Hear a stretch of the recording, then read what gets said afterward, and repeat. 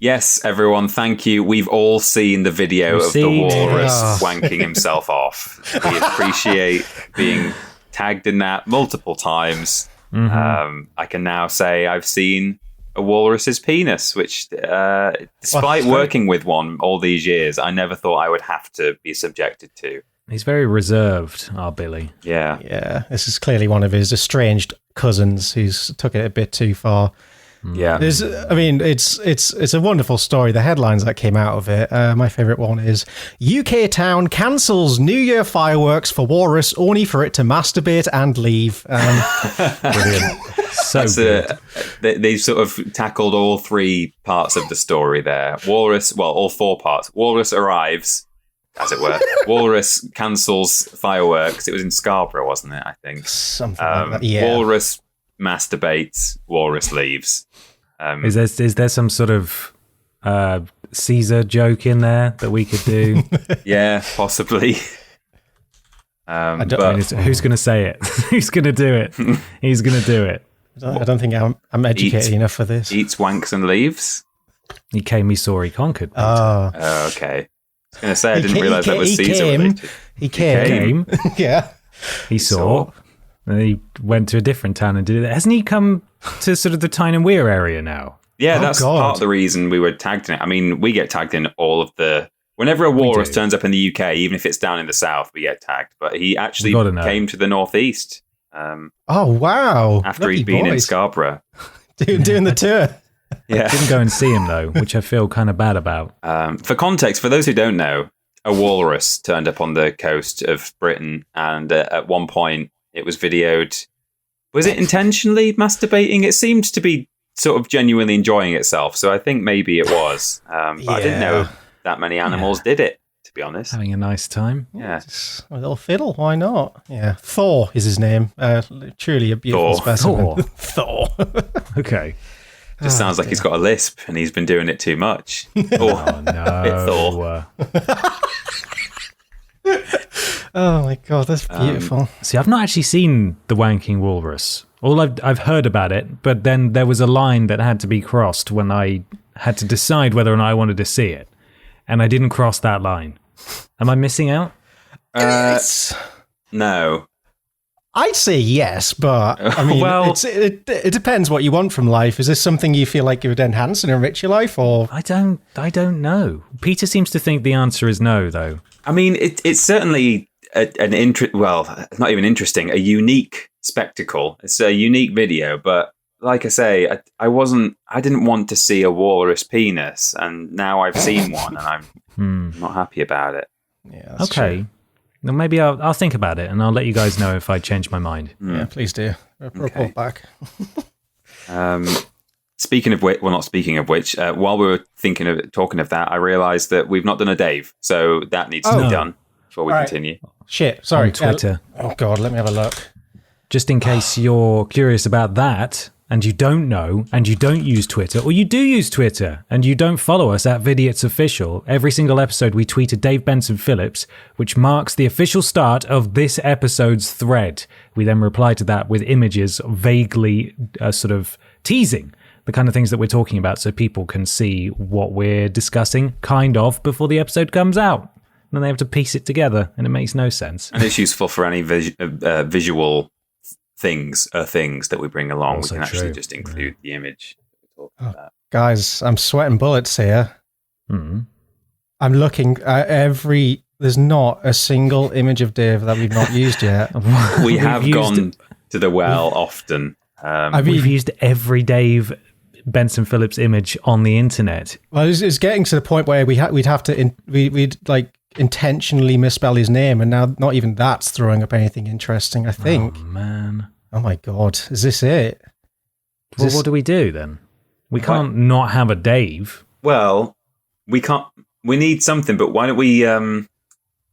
we could replace... Well, we will never replace Dave, but we could do something else. We could do, Is there another... Who's our second favourite kids' TV presenters?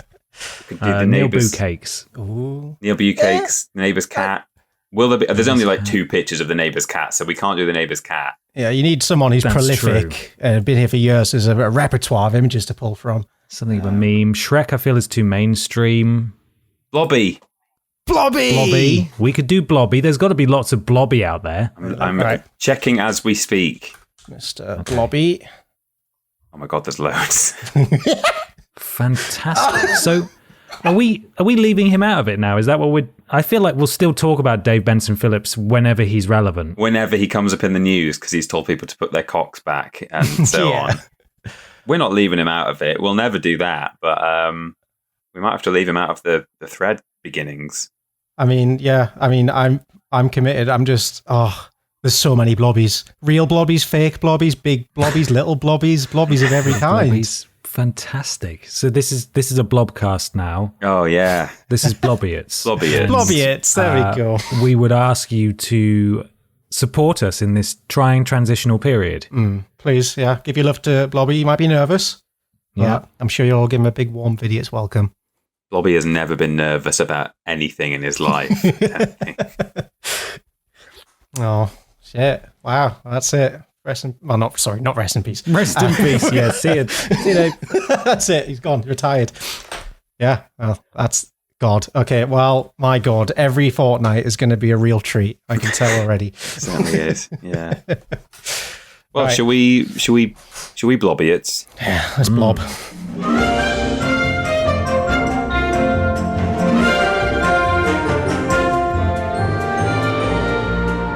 Hello, everybody, and welcome to Podiots, the official Vidiots podcast. It's a conversational podcast where we take some questions from you at home and obey the law of the 3 Us, where everybody brings a thing along to talk about. I'm Ben. I'm Peter. And I'm Michael. Happy New Year, guys. Happy New Year. A brand new year of Podiots. This is the 5th year of Podiots. How does that make you feel? No, what? Ancient. That's not right, is it? Old boys. Old boys. I don't think we'll find out when we get to the end of the show, but I don't imagine there was a great deal going out on the Vidiots YouTube channel 5 years ago, but there will be soon. Yes. Oh, boy. Yeah, we get to re-experience the wonderful fledgling beginning of Vidiots, the lofty peaks, and then the slow crumbling downfall. Oh yes, what the cavernous lows. I can't believe we went to BAFTA so soon. You know, that's before I built a reputation for ourselves with being. Well, yeah, exactly. I think it's before anyone knew that we shouldn't be at BAFTA. Oh, dear. We knew that we shouldn't be at BAFTA, and we did tell them. And they realised we shouldn't be at BAFTA once we were at BAFTA on air, but sadly, no sooner did they realise. It's weird. It's weird that they haven't invited us back. Yeah. I think it's really strange. This will also be the 4th year, actually, that I will say at several points throughout the year, I really need to rewatch that, and I won't. Yeah. Because that is just an ongoing saga. Got to do it. What was it? Skyrim Zoo. I need to rewatch that. Yeah. I actually do. I've been meaning to. I've watched the odd bit of Skyrim Zoo. It's good. It's good stuff. I thought we were brilliant. Yeah, fucking world class. Fucking fantastic. And real team effort, that one. Yeah, absolutely. And if you like what it is that we're doing now and not just what we did then, or maybe or maybe you've discovered the stuff we did 5 years ago and have decided that actually, you know what, I do want to support that now for some reason, then you can go to podiots.com. That's podiots.com, and that'll redirect you to a lovely website where you can donate and support the show. If you donate £3 or more, you get a shout out at the beginning and the end of the show, and you join Blob Squad. Nice. Which is really exciting. I believe Mikey's going to kick us off with the first Blob Squad of 2023. The first unknowing entrance into the Blob Squad. We begin with Raindrop Joy. Mike L. Blobby Moore's death pool is a big scrot breath. Scrot breath. Ugh. Oh my God, I can't do words. Wait, let me do this like you can do it. Perennially. Perennial. Oh my God. You are so close. Perinealum? No. Perennial? That's what it says. Perennialum. Oh, perennialum poo cannon present. I thought perennialium was a word, but they got me there. Perinealum poo cannon present. No T on the end there, like it. This is a shart attack. New year, newbies. Test donation. Mikey, don't read. Wendy Miller. Sarah, please call. I've got clap. I fucking hate my job sometimes. Oh, bless you. Never trust a fart. Happy New Year, boys and girls. Mr. Black, the generous, almost as old as Atari, and they say, Happy New Year, boys. Just wanted to celebrate my impending 50th birthday by sending some Penningtons your way. Oh. Thanks for all the great entertainment over the years and being such lovely, supportive fellas with an amazing community. Hugs from Polly and me. Oh, well, happy birthday. Happy birthday. Happy birthday. And thank you very much. And we continue with Donak07, Quick, Stall for Time, and Stephen Skodes. Amazing. Thank you very much, everyone. Also, we've got Froas Neues Jartavik. We've got New Year, same poop jokes. You know it's all about Dakum. Freddie Weber is a ball bag. The very generous Polish me Yaya.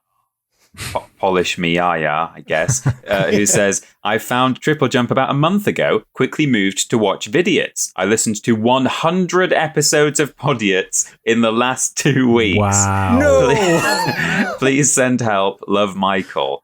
Well, thank you very much indeed. My goodness me. Jesus, thank Welcome. you. That's dedication. Wow. Yeah. How's the brain rot going? Is it you okay? Okay. We've also got Ann Wicks, Flick Dicks in Wick, Blobby's Sloppy Blow Jobby, 2023 now with more Wicks. It's me, Peter Austin, noted supporter of women. I guess they go together. It's me, Peter Austin, noted supporter of women. A glass of Dettol every day. Shit games 3 wankers. I am the blob glog. Oh, Jesus. I am the blob glogab galab. Well missing that Carolussi. I come in the land down under. And 1,000-yard potato smile. Finally, we have Bartek's Jingle Bulks. Mr. Sack drops into New Year. This is Crapolian. Please ignore. The very generous Prince Beefcakes, who said, Merry New Year, y'all. Time is fake and my internal clock is convinced it's still like May 2021 or so at the latest. Love, Prince Beefcakes. Keys. Thank you very much. Ploppy Pulp, My Bum Don't Stop, which feels like a typo. The incredibly generous Koala Keeper Jess, who said, here's $1 Australian for each amazing episode. You guys keep me entertained during my long drive to and from work. Thanks for the larfs. Jeez, thank you very much. Thank you very much, Jess. Thank you. Kermit the Docs, who was also very generous. What? No, my IRL name is not Joe. What? What? Now I'm confused. This is from, I think, the last one. Someone asked Kermit if their real name was Joe in a donation. Oh, wow. That's the real long-form storytelling. It's like communicating via Podspot. They're just like communicating with like scratchings on a desk in school. On the subject of doxing, I myself have often wondered if Awesome Fox 42 and Big Titty Jesus 42 are related. If not, I hope you're married. Please confirm. Kind regards, Kermit the Pog. Yes, their last name is 42. Right, so if Awesome Fox 42 and or Big Titty Jesus 42 could please donate £20 next week and give us an answer. Way we can find out. This is Mikey again. Please ignore. I'd pay £69 for an episode. Nice. Mr. Macca, this is Mikey, please ignore. Is a filthy wanker for some reason. Have you seen the price of have you seen the price of Grimace? Peter is the best math teacher, singular, not the best English teacher, clearly. Ooh. Yeah, take that. Brian from January Knife, New Year, now single River Fox.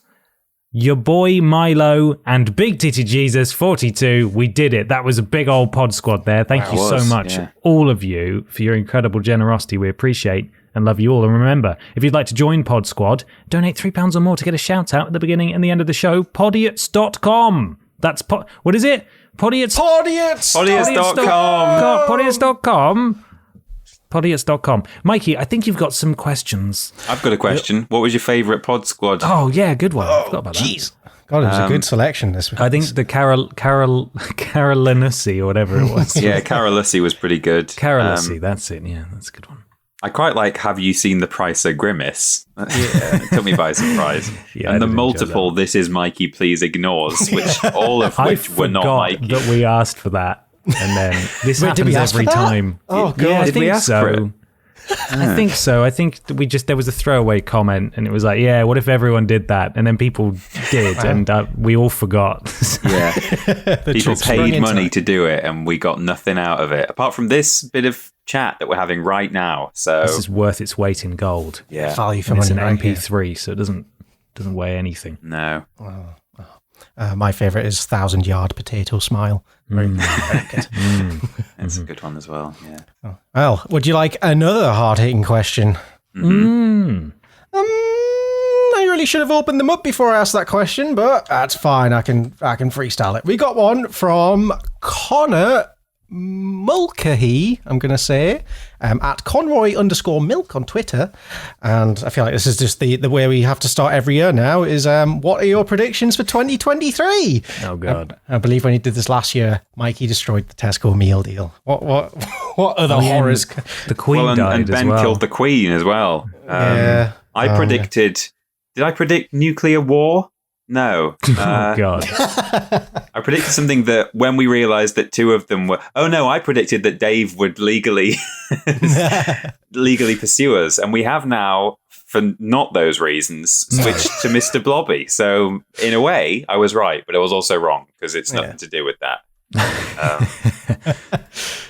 Making it sound a lot like it is to do to that. The lady doth protest too much, I think. No, it's fine. That was the one thing. So maybe one of these things won't come true. The other two will. So okay, this could we'll be have to decide very grim at the then. end. Yeah. I'm gonna. Well, knowing the power we now wield, there's a lot of power behind these words. It's quite scary. I think there's a bit of me that wants this to become true and thinks it could be possible, although realistically not.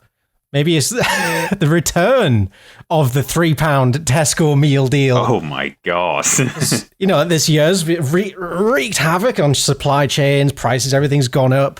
Maybe this is me being extremely hopeful for a better 2023, but maybe, just maybe, everything will level out, things become a bit cheaper, and they say, hey, us, the multi-billion-dollar conglomerate, let's help out the little guy. Let's reduce our prices again.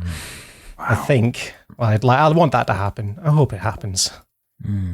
I'm trying to think of a prediction based on. It's not really a global thing, but I want to make a prediction based on the fact that we will be attending the Dick and Dom in the bungalow thing. Yeah. Whether I can predict. I sort of want to predict on stage. Yeah. Well, okay. We could predict that because they do pick on the VIPs apparently, and if they asked me, I would certainly go up. I think you both said that you wouldn't be so keen, didn't you? Oh no, I'd be keen. I'd be keen. Oh, you'd be I'm keen. not interested. Keep me out of audience participation. I just want to watch. Leave me alone. Oh, I'd be trembling. Like if it's like, I'd be absolutely shit my pants, but I could not live with myself if I said no to that. Yeah, me too. I wasn't going to say go on stage. I was going to say I could predict that we'll end up with a little sort of liner to use on the podcast by either we've already got one from the neighbour's cat, but maybe from Dick and or Dom saying you're listening to Podiots or something. But that would involve one of us asking them to say that into our phones, and that's something I wouldn't want to do. See, I wouldn't mind asking them to do that. You're good at that kind of thing. We were talking to them for a short period of time. I wouldn't mind sneakily asking, especially if we've been drinking as well. But I don't want to get up on stage in front of a load of people. That's where I wouldn't want to do that. I mean, we could start with like saying, "Oh, we us and Dave Chapman go way back. We're good friends." Yeah, talk about it all the before time. he was we go back famous. like a year. We go back an entire year, man. Okay, well, my prediction will be there will be, to some extent or other, a Dick and Dom crossover event with us, which involves more than us just sitting in their audience. And by that I mean we will either be on stage with them, or we might get their voices in some way, shape, or form on this podcast. They will not be guests. Don't get excited. Hey, we'll try. I like that. I like the sound of that a lot. Oh man. Oh god. I think I had one for a second. I'm trying to remember it. It's something kind of grim. Oh no. I think in the year 2023.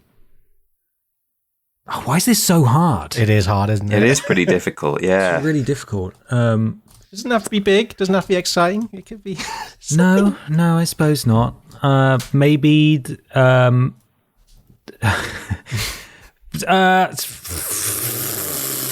don't know. I don't know. You don't I have to come up with anything. You don't right have to now. answer. There's no legal obligation here to answer. You can think throughout the podcast, perhaps. Okay, I'll have a think. All right. Well, thank you, boys. Who would like to begin with their thing? I don't mind going first. Oh, I'd love. Ring us into the new year, Peter. Okay, well, it's funny you say that because mine partially involves New Year, which is that on New Year's Eve, Ben already knows this, and don't worry, it's not the main part of the thing, so it's not wasted. It's not been wasted already on half of my captive audience here. But I spent, fortunately, post midnight, post countdown, I spent some of New Year's Eve in A&E. Whoa! Oh no! So it wasn't for me. I was there with somebody else, and as I say, it was at least the party was over by that point. But I had to go to A&E with somebody who it's all fine now. They were there'd been a medical episode at the house that we were at, and then we went into A&E to basically just do some post checkups, even though it was all sort of over. The worst of it was behind us. And we actually had a really good A&E experience, considering the NHS is on its flipping knees, because it was just severe enough that they had to go in an ambulance on a stretcher. Ooh. And therefore they wheeled us in straight into like the back rooms, and there were a couple of booths empty where they, I guess, put people in who've been triaged in off an ambulance. So we didn't have to sit around in the waiting room. So we were only there like 3 or 4 hours, which for A&E on New Year's Eve is pretty good. We were on our way in thinking, this is going to be fucking grim. There will be so many drunk people who have just, fallen over or had a fight or whatever, or being sick. And we didn't have any of that, fortunately for us. So we were very lucky. And the NHS is a great thing, and that's all wonderful. But it reminded me of something that I forgot to tell everyone about. Like over a year ago, I went to A&E for other reasons. I'm also fine. But that did involve me sitting in the waiting room for, like 6 hours in the middle of the night. And one of the many people that you sort of get to know in some way, shape or form, and we weren't all chatting to each other, but a couple of people were talking on the other side of the room about what they were in for, and everyone else could just hear. One of the people that I got to know was this lady. She's probably about our age, actually. This girl really was in because she spoke to this other guy who she was sitting next to, this young lad who was all cut up on his face because he'd been out on a night out, and he'd come out of the club that he was in really drunk. It was like kicking out time, and he'd walked into the glass door of a shop that was shut up and like locked up, and smashed it. And it apparently was the shop that he worked in, which is pretty impressive. So he'd cut all his head up and stuff. And he was, because he was drunk, he was sort of speaking to anyone who would speak back to him. And he was asking this girl, so what are you in for? And she said, I swallowed a battery. And he was like, you swallowed a battery? And she said, yeah, AA. And he was like, oh my God, how'd you manage that?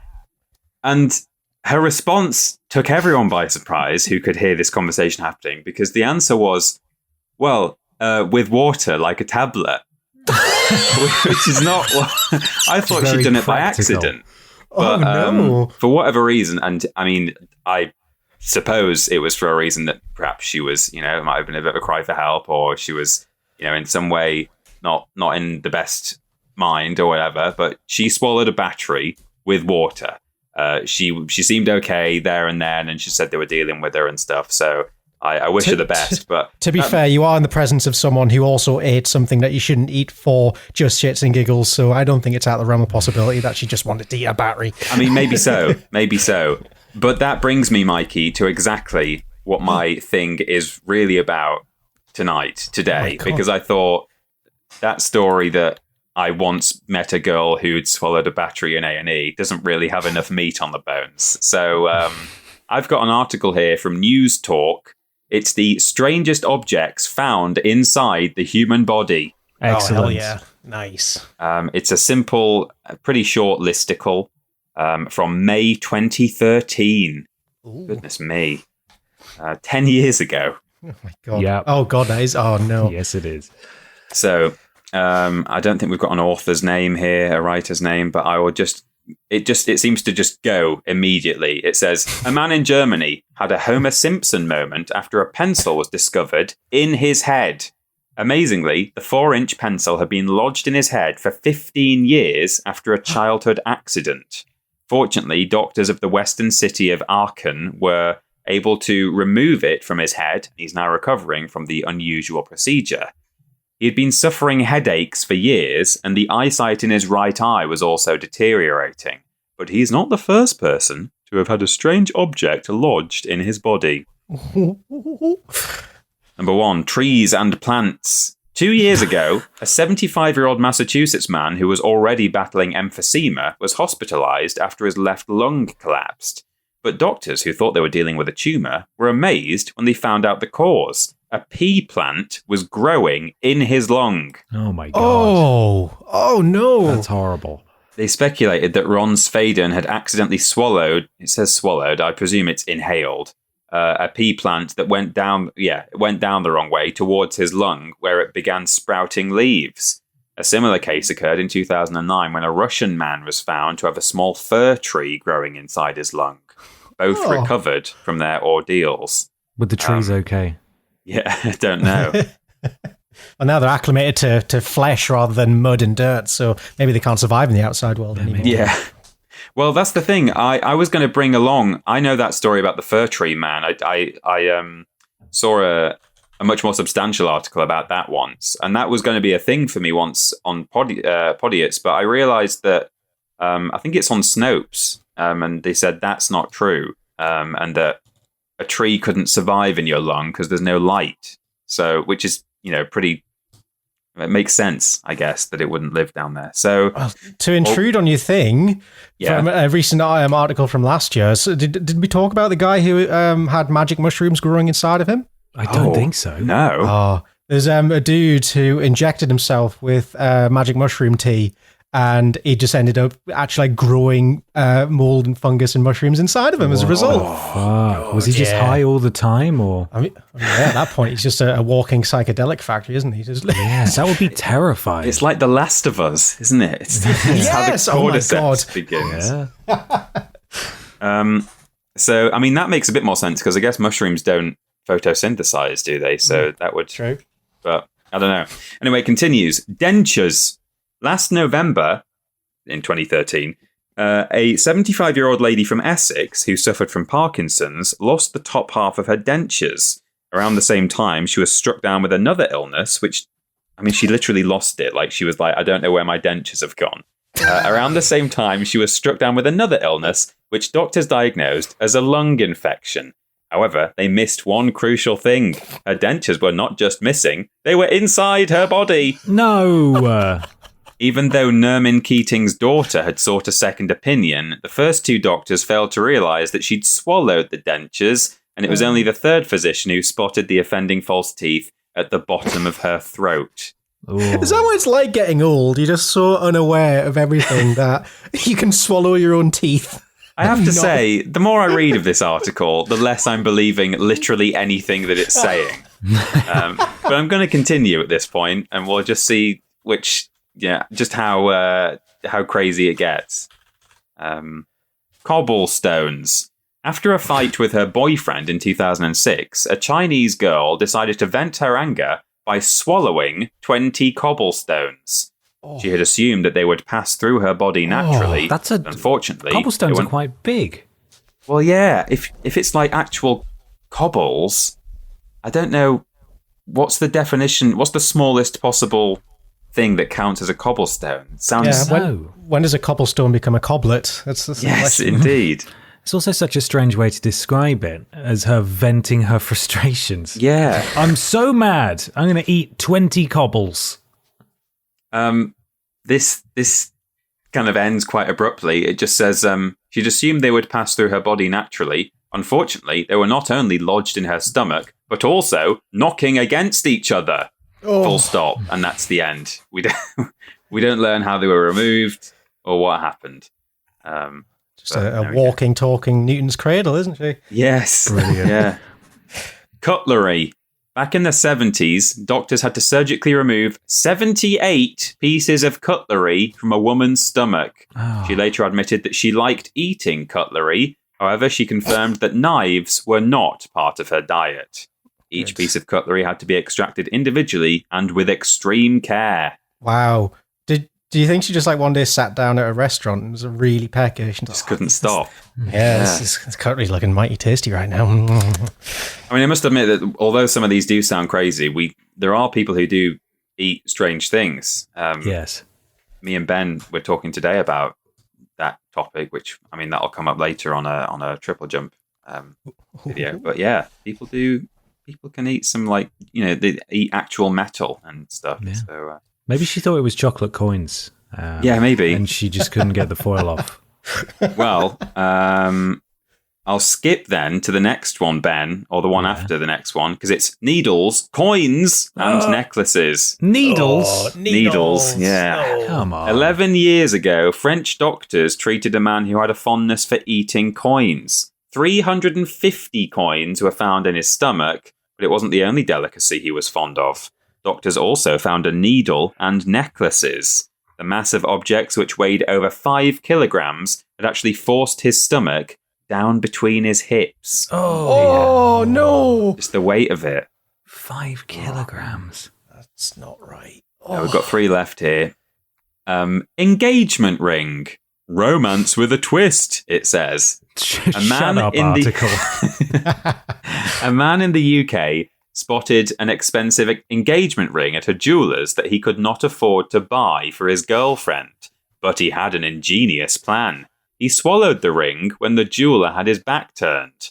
The jeweller, however, suspected that something had been taken and called police, who ran metal detectors over the shopper's body. He was placed in a cell until nature took its course and the ring emerged. Oh, no. Door key. Go home, you're drunk. One inebriated college student in Bournemouth disagreed with that label when it was applied to him. So instead of going home, he swallowed the key to his lodgings. Fortunately for him, the key unlocked the code to his digestive system, it says, and made it all the way out of his body a day later, which meant he also avoided a fine from his landlord in order to source a replacement key. Wow. No. And lastly... Call your landlord. Get a replacement key sorted, please. Oh, yeah, what happened to the old ones? Ate it. Ate it. Swallowed it with water. And finally, magnets. An 8-year-old girl in the US suffered punctures to her stomach that resembled gunshot wounds after swallowing 20 marbles and 10 magnets. She later said that she swallowed them because they looked like candy. Oh. Yeah, fair. I could see that. I respect that. I mean, fair swallowing one, but would you not then realise, that didn't taste particularly enjoyable? That's not candy. Kind of disgusting, actually. Yeah. Oh, I remember God, every time you swallow it, just the click clack of another the marble. clicking. That's all I can think of. Yeah, like those toys people had at school. You know, you throw the magnets in the air and they go. Oh, yeah. Like knocked fun. together. Yeah. It reminds me, there was a study done where some doctors, they were curious like how long it takes certain objects, like foreign objects, to pass through the digestive system. But because they couldn't get children to eat like toys and stuff, like ethically, they couldn't do a study. They swallowed minifigure heads, I think, and then had to see how long it took the Lego to come through the other end. Oh my God. I don't know how long it took actually, but I just remember that was like a thing that was reported on. Doctors swallow Lego for science. Per technicians who have to like sort through the poo and wash it and try and find that little Lego head. God, put up with some stuff. Yeah. Well, there you go. Those are some things that have been found in the body, or I think they were all swallowed, weren't they? All of those. Sounds like it. Yeah. Yeah. So there you go. Thank you very much, Peter. Absolutely Thank you, Peter. delightful. You're welcome. I feel sick inside now. Yeah, me too. Would you boys like a question? Yes, please. We got one from Adam Salter at leather_duck on Twitter. They ask, Sir, oh, that's not, they've misspelled circuit. Sir, oh my God, now I can't even say it. Why do I bother doing any words that aren't 4 letters long? Cirque du Soleil have sent you an email. Cirque. Is it Cirque? Yeah. Oh, thanks. Cirque du Soleil. Wow. Oh my God. I really need to. Can I go back to school to learn to read? Is it too late? No, you'd hate that. You know you'd hate that. Don't do it. I know. You escaped. Yeah, that's true. Back. I escaped, but at what cost? I left developmentally not finished. Cirque du Soleil. The circus of whatever Soleil means have sent you an email. It's business time. All of their performers have been struck down with the plague, and they want you. No. What are your individual specialist talents that you choose to showcase? So, Cirque du Soleil is, even though I can't pronounce it, I'm aware it's quite a prestigious institution. It's like kind of, I think, regarded as one of the most fantastic shows out there. Well, you two are going to get up on stage and do. I have one. I think which I think would just be a lot of fun. I want to, in front of a live audience, practice and perform and land my first backflip. Yes. Let's go from never landing one to landing one in like over the course of like a 1.5 hour thrilling evening. It'll be absolutely spectacular. Be injuries galore, flops, near misses. And when I finally get it, I'm just, lights come on, crowd screaming, yeah. It could only be a one night only show. That's the problem. There's not much value in it, I guess. It doesn't have legs because once I've done it once, I can't do another landing a backflip for the first time show. But I like to think that first one would have such an impact that it'd be the stories of it would be told for generations to come. I agree. I'm going to take that and improve it, Michael. So I apologize, but I'm going to do a forwards roll. Forwards. Yeah. Oh, my God. And I only offer that up because I know how challenging that maneuver is. Have either of you done a forwards roll since you were a child? No. And I wouldn't really want to. You're a braver man than me. They're scary.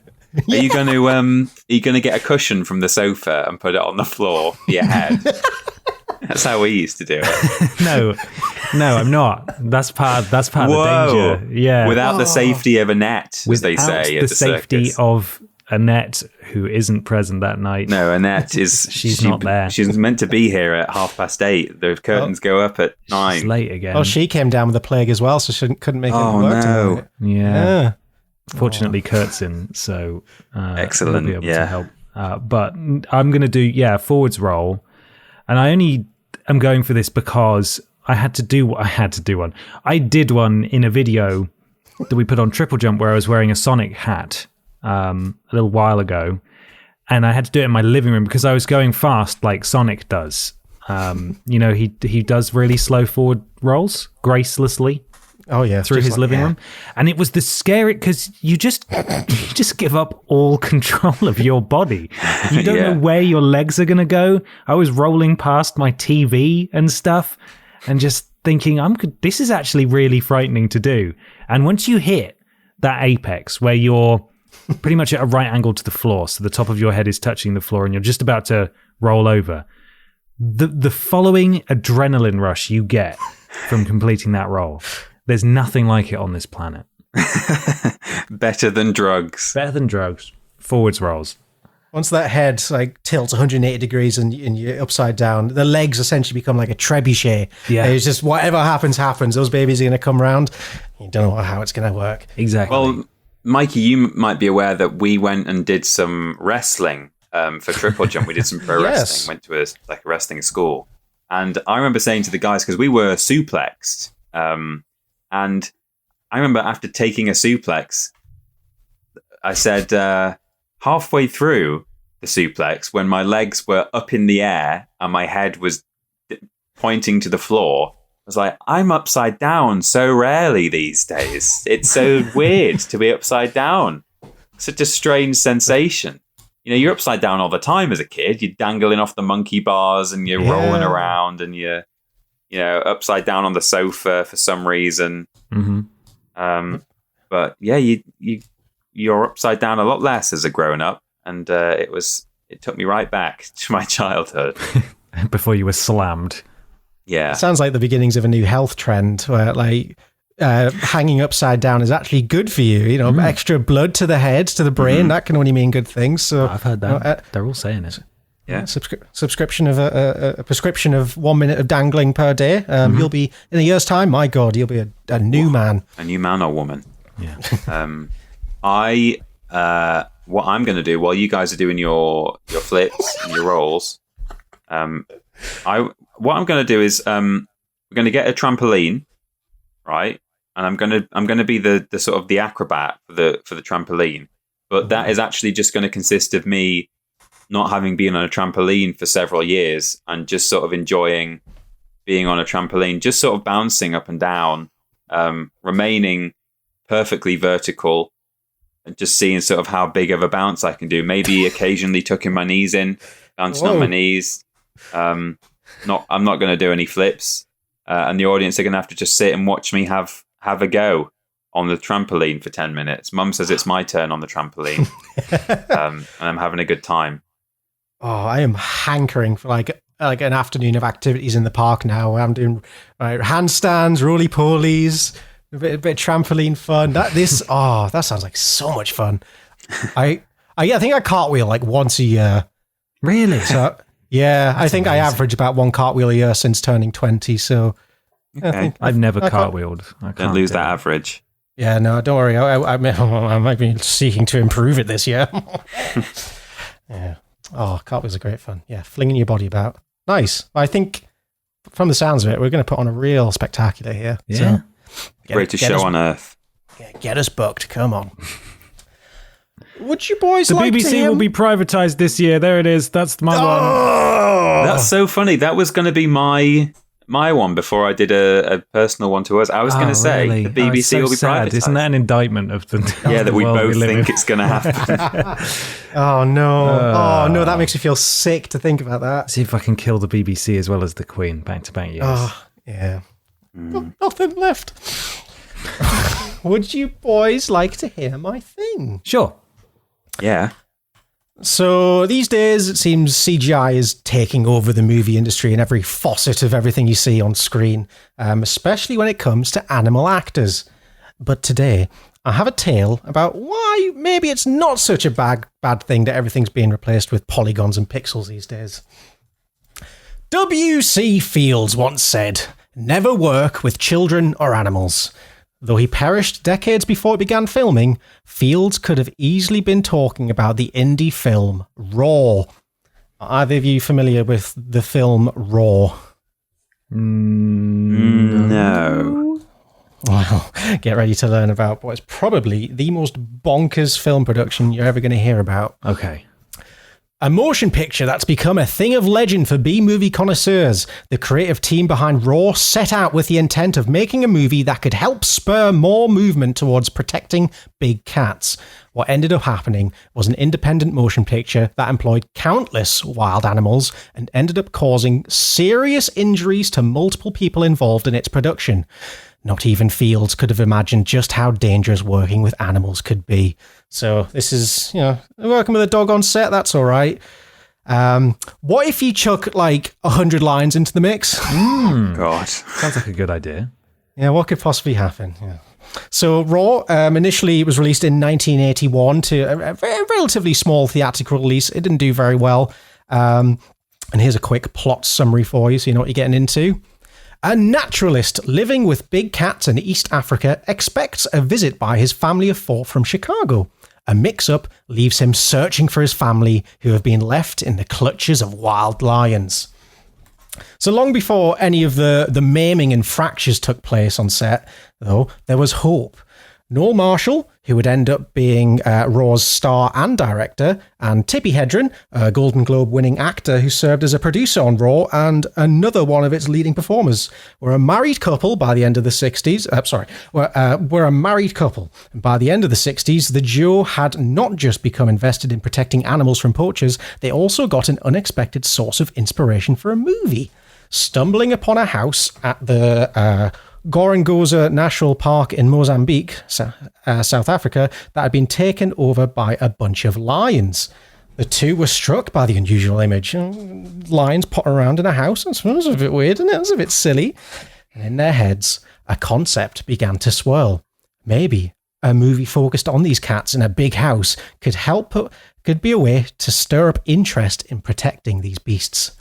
So the couple returned to America and they began to plot out the movie that would eventually become Raw, having gotten the participation of other members of their family, including their daughter, Melanie Griffith, to serve as either actors or crew members. The project began to move forward. Amusingly, it moved, and it really moved. Just a side note.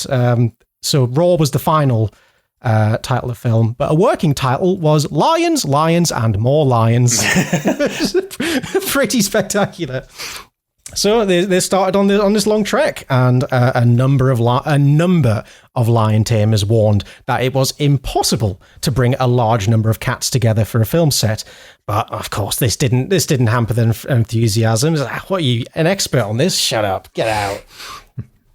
As part of the preparation for the movie, the family began to keep lion cubs as pets in their home in Sherman Oaks, California, thinking that raising the cubs alongside their own children, just bask in that sentence for a bit, thinking that raising the cubs alongside their own children, so that's good, yeah, wild big cats with children, good, thinking that it would make the animals less likely to injure anyone.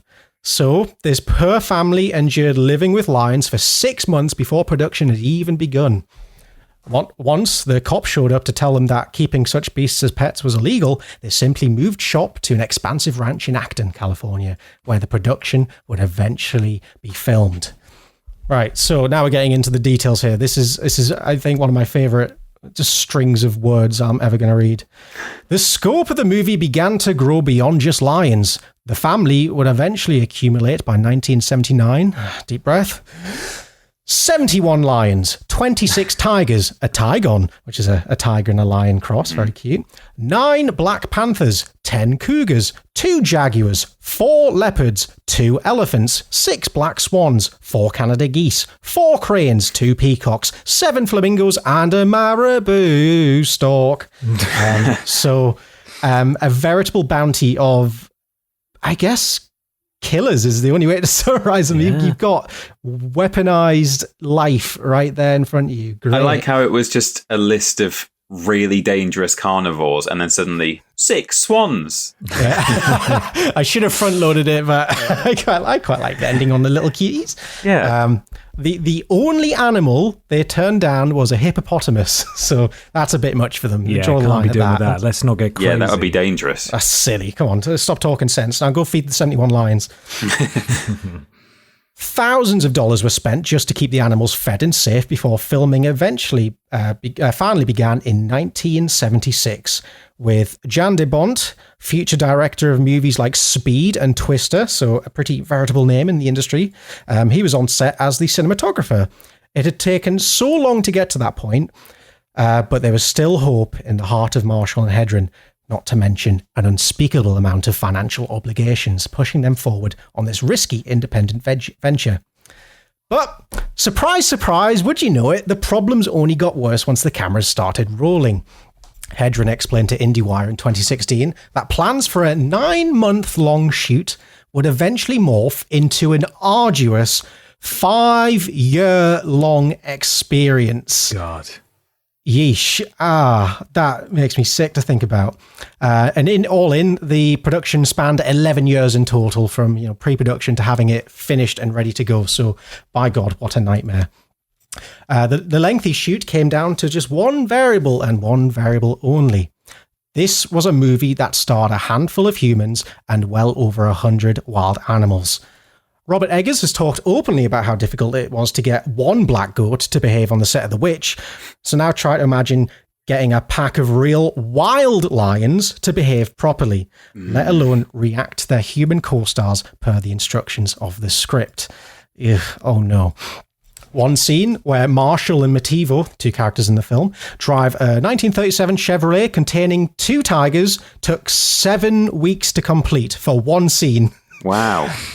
Doing pretty much the same thing over and over and over again, just trying to get these animals to stay in the car. 7 weeks. That's Jesus, no, you'd just silly. be going mad.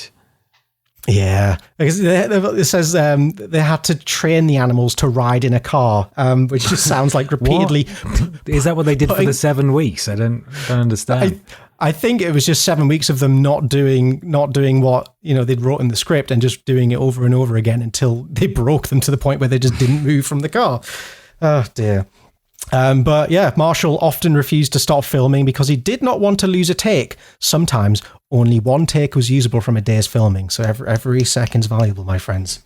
And yeah, so you might have got the impression there that these big cats are not professionally trained, and they weren't professionally trained at all. Literally just wild lions that they raised themselves and thought, yeah, these could be movie stars, why not? So Noel understood that lions could, occasionally be trained to do simple tricks, I guess, like little things like the kind of thing you teach your cat. But it's a different kettle of fish to, performing a feature-length film. So they started filming and trying all these structured way of doing it, but it wasn't working out. So not long into filming, the director chose to change tact, and he made a very bold choice. And even though it was a narrative film, much of Raw was shot documentary style, which when you see the footage, it sings through. It's absolutely horrifying. There's a script, a general storyline, but every scene involving lions was improvised and photographed with at least 4 cameras, just in the hopes something usable comes out. They've got it. They say like documentary style. It's just people in a room with lions trying desperately to keep their shit together while reading lines. And then the 2 actors will be, I highly recommend finding some clips from this. It's absolutely bonkers, but it's just, there'll be clips in the film. 2 actors are having a dialogue, and then it's like a lion flinches and they both stop and look at it and then cautiously proceed with the lines. You can feel it through the screen. I think all movies should have 2 lions on set. Oh yeah, Anytime, yeah. As a threat, or just have them looming at all times. I don't know. I just kind of want to see like Chris Evans. I want to see Captain America shit himself, like just in a normal scene.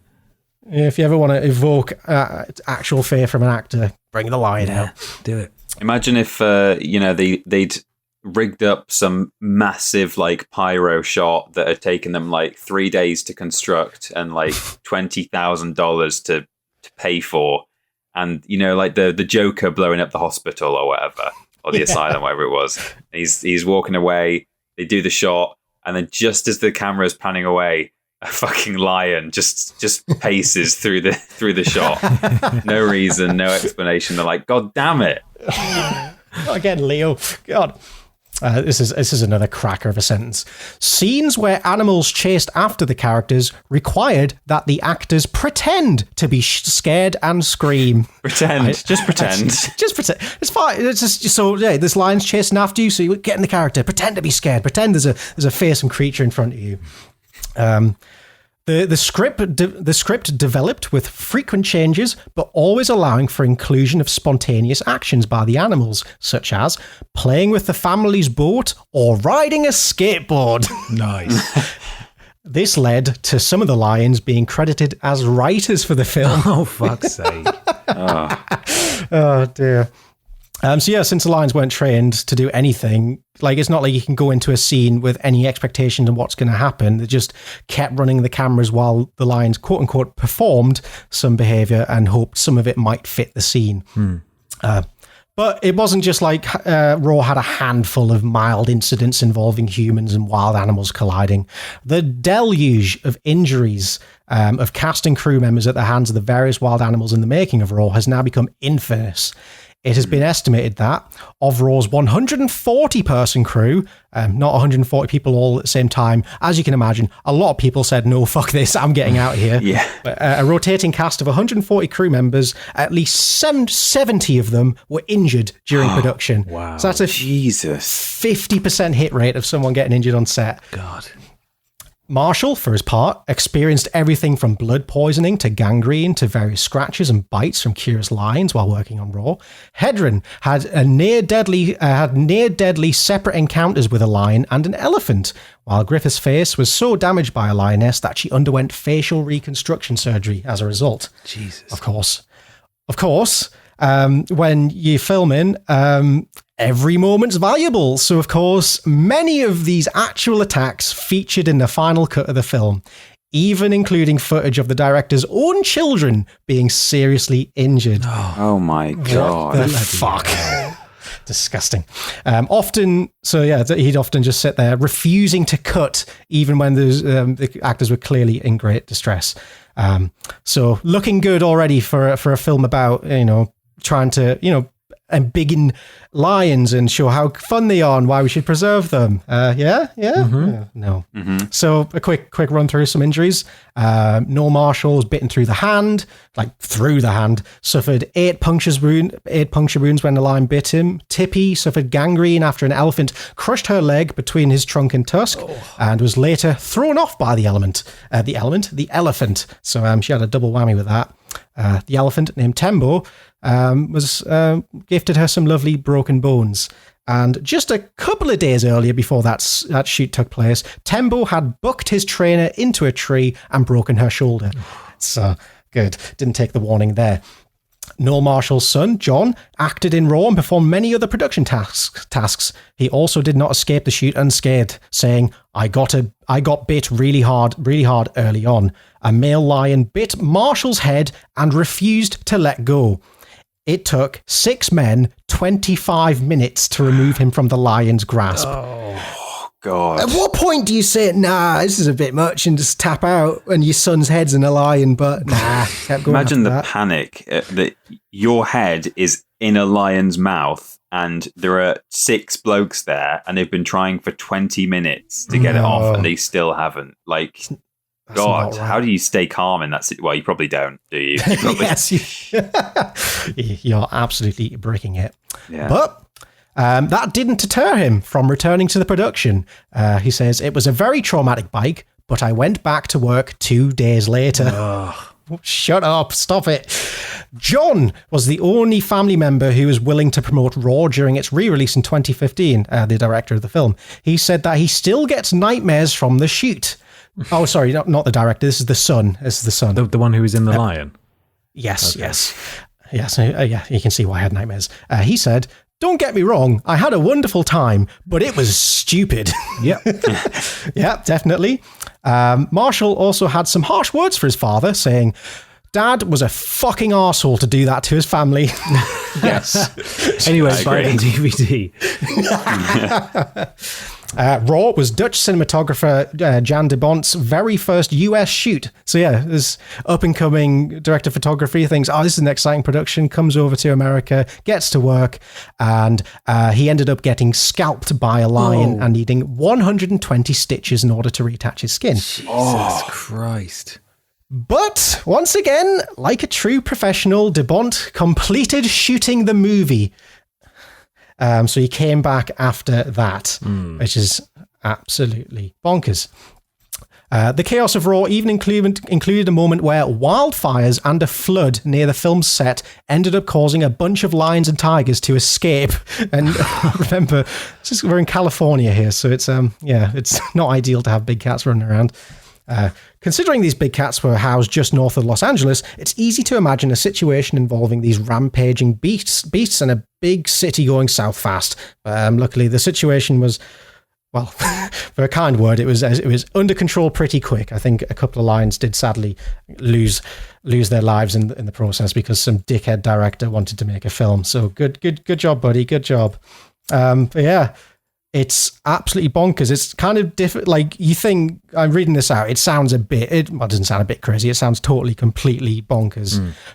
But it's so different seeing it in motion in front of you. It's terrifying. It's just the most uncomfortable thing I've ever seen. So if you dare, I mean, it's not particularly well, it is a bit gruesome, but you don't see anything visceral on screen. Yeah, it's not a snuff film, but no, it's more of just, it's like I'm watching Uncut Gems, that film I love because it made me anxious. I imagine this would have the same effect to, my God, the ultimate degree. And there's a 13-minute YouTube video out there called All Animal Attacks in Raw that I highly recommend. Oh, wow, okay. Brilliant. 13 minutes. That's the only reason you're tuning in. So that is the story of what sounds like just the worst film ever made. Oh, boy. Wow. Thank you, Michael. Thank you, Michael. You're very welcome. Would you boys like another question? Yes. Brian at Because I'm Brian on Twitter asks, what trend or bandwagon have you previously jumped on only for it to fail miserably? I remember enjoying the Digimon anime more than Pokemon as a child, and also tried to convince my friends that Duel Masters would overtake Yu-Gi-Oh! In popularity. Oh, I remember when Digimon came out. Even as a child, I knew this is bad. Pokemon. I don't like exactly what are you trying to do. I thought Duel Masters was Yu-Gi-Oh, so that's. I mean, it goes to show how well both of those did, in my eyes at least. Oh God, they do look the same, don't they? Yeah. I've got a real proclivity for picking winners. Like, I'm really good at just backing the right horse. You know. Yeah. So I've never done a thing wrong in my life, and so I can't take part in this question, unfortunately. So, well, unlike you, Ben, I've made many mistakes in my life. That's weird. I can't relate. I think my biggest not regret, but it's kind of like, why did I do that? Was getting my ears expanded. Whereas I think, yeah, that was it. I just started my job at McDonald's, so I had a little bit of income flush. And so I thought, I'm going to get my ears pierced and start stretching my earlobes. Why not? That'd be good. I think I got like 6 months into it and it hurt too much. And I wasn't really able to make my holes bigger by that much. So I tapped out, and thankfully the holes have closed up over the years. I don't have big dingle dang. Yeah, you don't see that so much anymore, do you? It's less. No, it was definitely a thing for a little while, and wow, did that fad pass. So I'm glad I didn't commit to it. God bless. I know a few people with those, but it's very much alternative culture now. It was far more mainstream, I think, for a while. Yeah. I'm not a fan of it anymore. So good job, younger me. How about you, peeps? I'm trying to think. I'm very much not of the belief that I always pick winners, but I am just trying to think of an example. I do have of some times examples as well, but yeah, I'm sure you do. If you've thought of one, go for it. I've not got one yet, but if you've got one, I do. Chris Pratt. Oh yeah. All right. I really enjoy the work of Chris Pratt, and I really don't enjoy the man Chris Pratt, and it's a challenge. Everything he seems to do Even his work now with Mario and stuff, everyone's just dragging him all the time, and he's a hard man to be a fan of. I mean, I wouldn't even consider myself a fan of him anymore, but I thought he was so good in Parks and Rec and Guardians of the Galaxy, and then every single action he's taken in his private life makes him a difficult man to enjoy, and that's a bit of a miss for me. Yeah, agreed. You got to think that, Peter. You don't. If you can't think of any, don't worry. Yeah, I might have to do what Ben did and come back to this, which is something we've never really done that before. Just on say Podiots. the BBC, then we can combine twice in one episode. Yeah, the BBC will be privatised.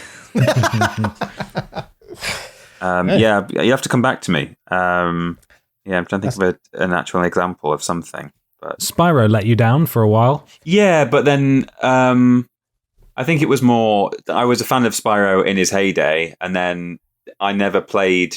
Once he moved on to PS2, I never played any of those, and then it turned out that I was right that I wasn't missing anything. And then I think I've always been with the majority on whatever at that time.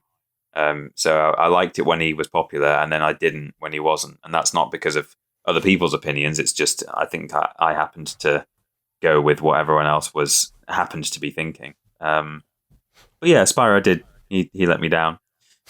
He did let me down. Star Wars.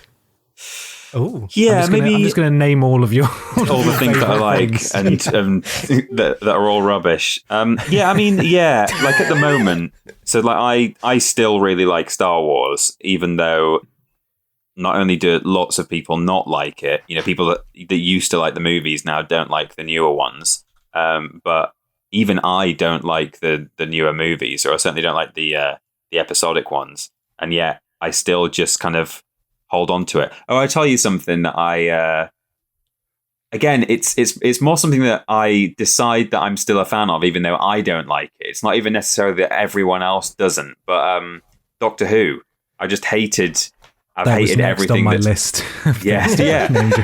Well, again, like I don't know if that counts in that. Like it does still have a certain kind of following to it. It's got like a very dedicated audience. So it's not that it's something that is kind of hated by everyone or by almost everyone. But yeah, certainly in terms of I jumped onto it. Well, I'd always liked it actually, but especially when they rebooted it, and everyone was enjoying it with Christopher Eccleston and David Tennant. And then I still watch every single thing that they put out, and I always will do, even if even despite the fact that it's been, in my opinion, rubbish for at least 2 seasons, if not more. So yeah, maybe that sort of. Okay. Yeah. Fair. I like that. Thank you very much. Thank you, boys. That's all right. Ben, would you like to sing us out? I certainly would, and I think this will actually be the final bit of the episode, right? I think we got 3 questions this week. Yes, we did indeed. Yeah. So I'm going to send you guys a photo. You may have seen this man before. This is the Leatherman. It sounds like a horrific villain or a horror movie. Who wears your skin. Exactly, but it's not that. This is an article from unbelievable-facts.com. Yes. Who was the Leatherman, the mysterious nomad of the 1800s? So we're going to learn about the Leatherman today. In the 19th century, a nomadic figure known only as the Leatherman became a celebrity in the northeast of America. His clockwork-like comings and goings across New York and Connecticut were greatly anticipated by many, but though many people knew him, the identity and history of this leather-clad vagrant is a mystery that continues centuries later. So let's learn about him. Mm-hmm. Between the years 1857 to 1889, a vagabond known as the Leatherman travelled through the Connecticut and New York countryside. At first, his travels were seemingly random, but he eventually settled into walking a continuous clockwise 365-mile loop between the Hudson River and Connecticut rivers, a route that the Leatherman continued upon all 365 days a year. Do you reckon he did a mile a day? Maybe. Yeah. Oh, yeah. Perhaps. Reports indicate that the Leatherman walked over 10 miles each day. Okay, well, never mind. That's the answer. And his route generally took around 32 to 34 days to complete. Indeed, his travelling was so consistent that locals could predict when they would next see him in the area. It's like the passing of the seasons, isn't it? Yeah. The Leatherman's coming today. In anticipation, they regularly cooked meals for him, which he, a man with an understandably hearty appetite, would politely accept. The locals would also give him tobacco and leather scraps, but he seldom accepted money or shelter. The Leatherman gained his moniker due to his suit made of old boot tops sewn together with leather lace. Most presume that he stitched the suit himself, which weighed around 60 to 70 pounds, and he wore it all year round. Such clothing likely came in handy during cold nights, since the Leatherman almost always slept in caves and rock outcrops. Would you like to see one of the Leatherman's caves? Yes. I know all people from this time period look furious in photos, but he really does look so pissed off. Oh, wow, look at him there. Wow. Sat in his coat. Despite, or perhaps thanks to, his peculiar nature, the Leatherman became a celebrity. Some schools even let students go outside to give him food when he passed on Leatherman Day. And although Connecticut passed a tramp law in 1879, which permitted the arresting and jailing of vagrants, there exists no record of anyone arresting him. That is, bar one time in 1888, which was in concern for his health. But although many knew of and met the Leatherman, no one knew who he was, where he came from, or why the Leatherman lived the way he did. He did not talk much, and when he did so in either broken English or French, presumably his native language. With little to go on, people soon began creating origin stories for him. One account suggested that he was Jules Bourglet of Lyon, France. As the tale goes, he had abandoned his homeland after a failed excursion into the leather trade. His failure, in turn, ended his romance with his employer's, it says, a local leather merchant, daughter, a woman named Margaret Laron. Broken-hearted and downtrodden, Bourglet began walking in solitude across America, clothed in the substance of his ruin. This story was later proved false, but remained a popular tale nonetheless. Mm-hmm.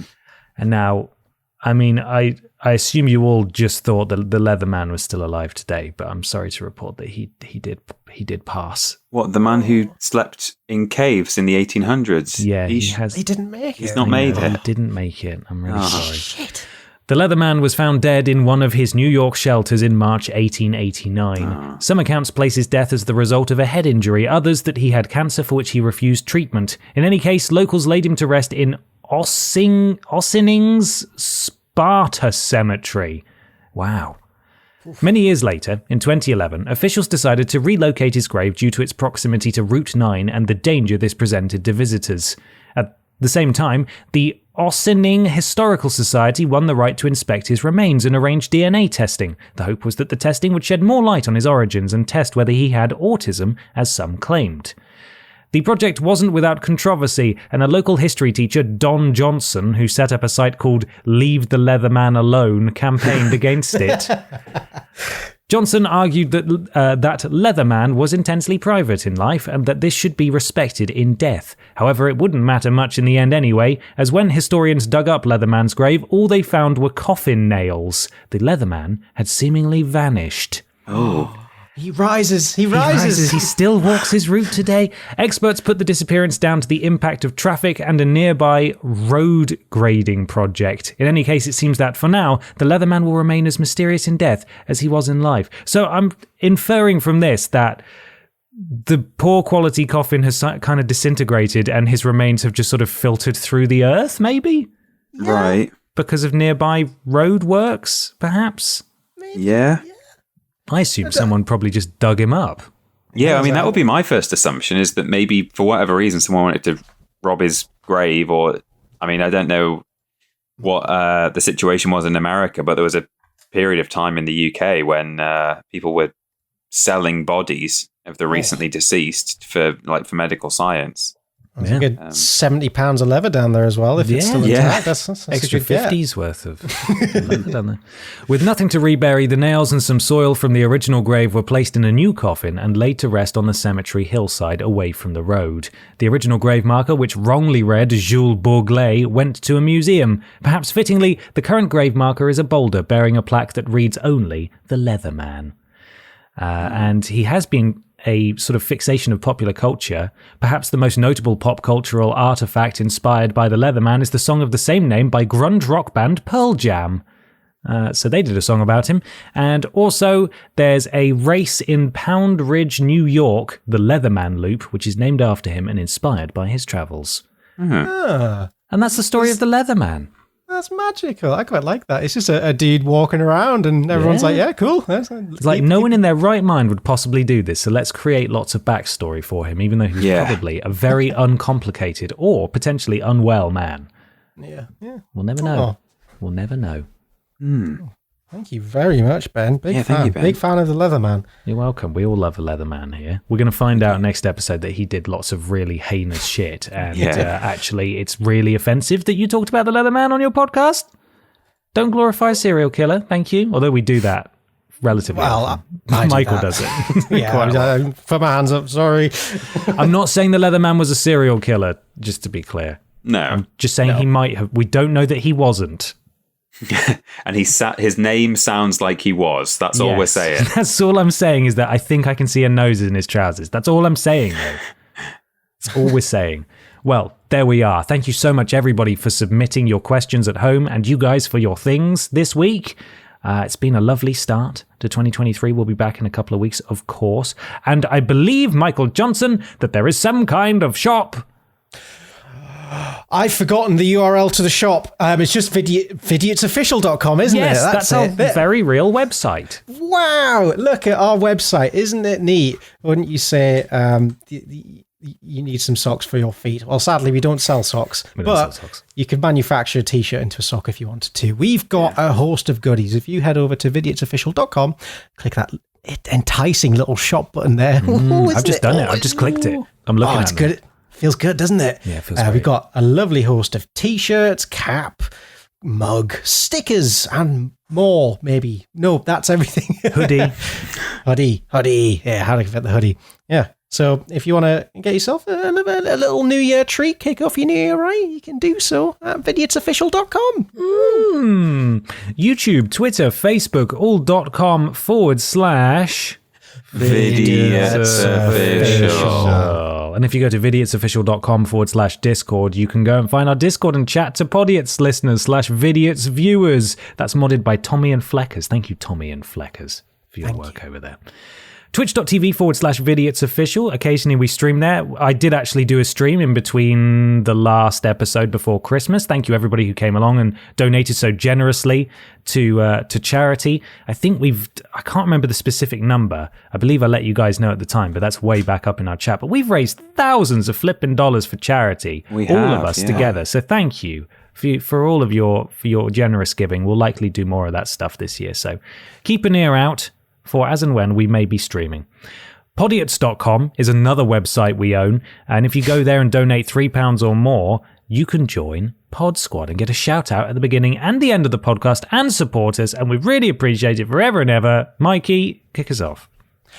We begin with Raindrop Joy, Mike L. Blobby Moore's Death Pool. Oh, I just got it. Mike L. Blobby. Oh, Michael Blobby Moore. Oh, I just got it.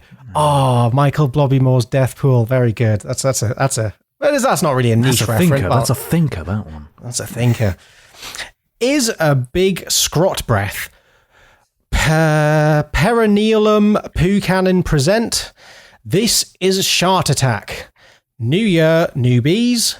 Test donation. Mikey, don't read. Windy Miller. Sarah, please call. I've got clap. I fucking hate my job sometimes. Never trust a fart. Happy New Year, boys and girls. Mr. Black. The Generous, almost as old as Atari. Donak 07. Quick, stall for time. And Steven Skodes. Ah, lovely. Also, just stalling for time. There we go. Froas Neuer Yartovich. New Year, same poop jokes. You know it's all about Dakum. Freddie Weber is a ball bag. Polish me ya, who was very generous. Thank you very much. And Wicks flick dicks in Wick. Blobby's sloppy blowjobby. 2023 now with more Wicks. It's me, Peter Austin, noted supporter of women. A glass of Dettol every day. Shit Games 3 Wankers. I am the Blob Glog Galab. Missing that Caralussi. I come in the land down under. And 1,000-yard potato smile. And finally, we have Bartek's Jingle Bulks, or Jingle... Is that an I? I think it's 2 L's, isn't it? The font is very small. Jingle Bulks, I think. It's not Jingle Ballix. No, yeah, it's 2 L's. Okay, cool. Mr. Sack drops into New Year. This is Crapoleon, please ignore. The very generous Prince Beefcakes.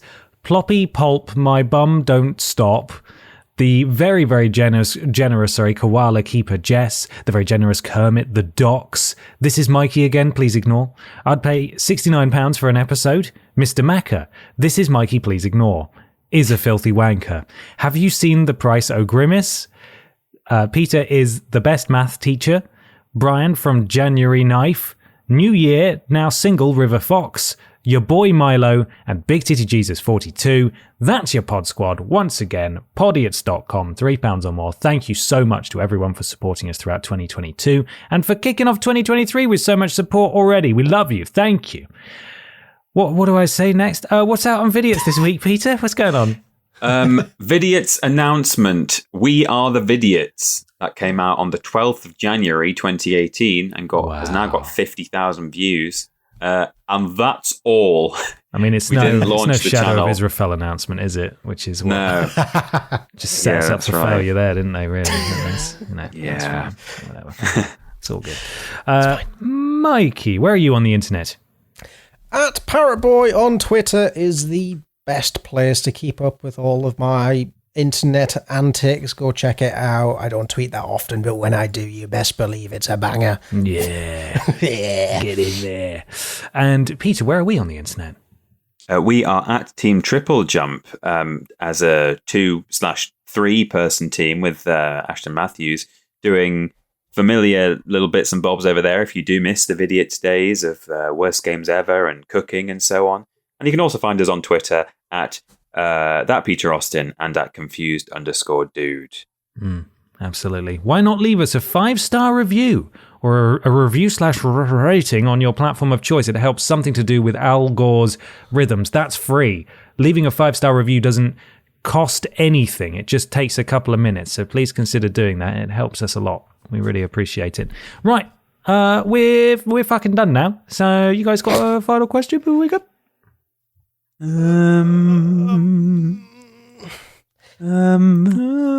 What predictions do you have for the year of 2023? I'd also quite like to know what trends people tried to jump on and then had to abandon, because I reckon there'll be some really great embarrassing ones out there. Yeah. Especially fashion trends. I feel like those are the good ones. Yeah. Give us the good stuff. Make us the good cringe. stuff. Let us know. Tell us all of them.